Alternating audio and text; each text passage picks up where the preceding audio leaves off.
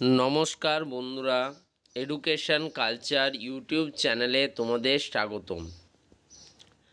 তো স্টেট কাউন্সিলের অফিসিয়াল যে ওয়েবসাইট websct.co.in এবং sctv&sd.gov.in এই দুটি যে ওয়েবসাইট রয়েছে স্টেট কাউন্সিলের, তো তার মধ্যে তোমরা জানো sctvsd.gov.in এই ওয়েবসাইটে কিন্তু তোমাদের যারা ডিপ্লোমার ফার্স্ট এবং সেকেন্ড ইয়ার অ্যাডমিশন নিতে চাও, তো তাদের সমস্ত ফর্ম ফিল আপ থেকে শুরু করে কাউন্সিলিং সেই ওয়েবসাইটে হচ্ছে।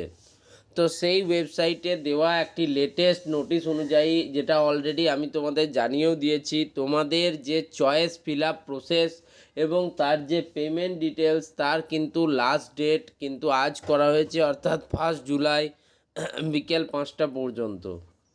এই 1 জুলাই বিকেল 5টা পর্যন্ত যে তোমাদের সময় দেওয়া হয়েছে, তো তার মধ্যে যে সমস্ত স্টুডেন্টরা অলরেডি সমস্ত প্রসেস কমপ্লিট করে নিয়েছো ঠিক আছে, বাট যারা এখনও চয়েস লকিং করনি বা পেমেন্ট প্রসেস কমপ্লিট করনি, তাদের জন্য কিন্তু এই ভিডিওটা খুব ইম্পর্টেন্ট।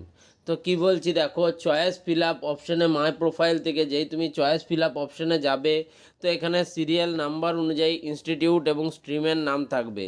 তো তুমি এখানে নিজেদের পছন্দ মতো কিন্তু স্ট্রিম এবং ইনস্টিটিউট চুজ করার পর তোমাদেরকে কিন্তু পেমেন্ট করতে হবে। মেন তোমাদের যে চয়েস রয়েছে সেটাকে আগে লক করতে হবে অ্যান্ড দেন তারপরে তোমাকে পেমেন্ট করতে হবে।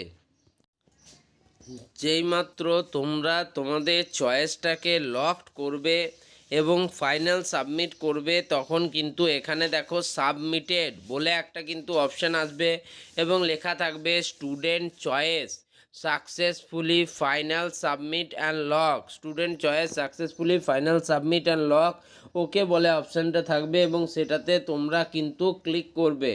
আমি কেন আবার এই ভিডিওটা বানাচ্ছি, মেনলি তোমাদের অনেকের কিন্তু পেমেন্ট রিলেটেড ইস্যু হচ্ছে, তাই কিন্তু এই ভিডিওটা এসেছে। এরপর দেখো পে কাউন্সিলিং ফিজ অপশানটা যেই থাকবে সেখানে কিন্তু পেমেন্ট ডিটেলস থাকবে। এবার দেখো তোমার কাছে পেমেন্টের অনেকগুলো অপশান দেওয়া রয়েছে। ডেবিট বা ক্রেডিট কার্ডের থ্রু করতে পারো, ইন্টারনেট ব্যাঙ্কিং, ইউপিআই, যার মধ্যে দেখো Google Pay, PhonePe, Paytm, WhatsApp, ভীম ইউপিআই সব দেওয়া আছে। নিফটি এর থ্রুতে করতে পারো বা এসবিআই ব্রাঞ্চ পেমেন্ট করতে পারো। যদি তুমি কার্ডের থ্রুতে করো তাহলে এখানে তোমার কার্ড নাম্বার, কার্ড হোল্ডারের নেম, এক্সপায়ারি ডেট, সিভিভি এগুলো কিন্তু দিতে হবে। যদি তুমি ইউপিআই থ্রুতে করো তাহলে ইউপিআই আইডি থ্রু বা কিউআর কোড স্ক্যানারের থ্রু তোমরা কিন্তু করতে পারো। তো আমি বলবো তোমাদের জন্য এই যে 5টা অপশান বা 5টা বা 6টা অপশান, ডেবিট বা credit card, internet banking, UPI বা এনইএফটি এবং এসবিআই ব্রাঞ্চ পেমেন্ট, তো এর মধ্যে সবথেকে গুরুত্বপূর্ণ এবং সবচেয়ে সিকিউর এবং তাড়াতাড়ি পেমেন্ট যেটা হয় সেটা হচ্ছে ইউপিআইয়ের কিউআর কোড স্ক্যান করে। তো আমি বলবো তোমরা অবশ্যই কিন্তু ইউপিআইয়ের কিউআর কোড স্ক্যান করে পেমেন্টটা করো। এবার যেইমাত্র তোমার পেমেন্ট প্রসেস কমপ্লিট হয়ে যাবে, অর্থাৎ ইউপিআইয়ের থ্রুতে বা যেভাবেই হোক তুমি তোমার পেমেন্ট প্রসেস কমপ্লিট করবে, তারপর সাকসেস বলে এই টিকমার্ক দেওয়া এই পপ আপ মেনু কিন্তু তোমাদের কাছে খুলে যাবে এবং সেখানে লেখা থাকবে thank you for completing the payment.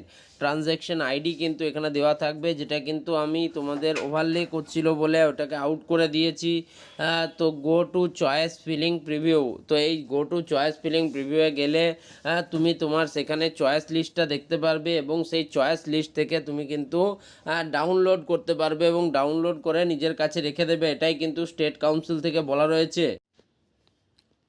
তো তারপর তোমাদের কাছে এরকম একটা, যখন তোমরা ডাউনলোড করে নেবে তোমাদের চয়েস লিস্টটা, তো এরকমভাবে কিন্তু চয়েস লিস্টটা শো করবে, যেখানে তোমার চয়েস নাম্বার থাকবে। যেমন এই স্টুডেন্টটা 26টা কলেজ চয়েস করেছে, ইনস্টিটিউট নেম এবং ব্রাঞ্চ নেম তোমরা পেয়ে যাবে। তো এটা হচ্ছে কমপ্লিট প্রসেস এবং কমপ্লিট স্টেপ, বহুত সোজা প্রসেস, যে কেউ কিন্তু এই কাউন্সিলিং প্রসেসে অংশগ্রহণ করে এই কাজগুলো করতেই পারে।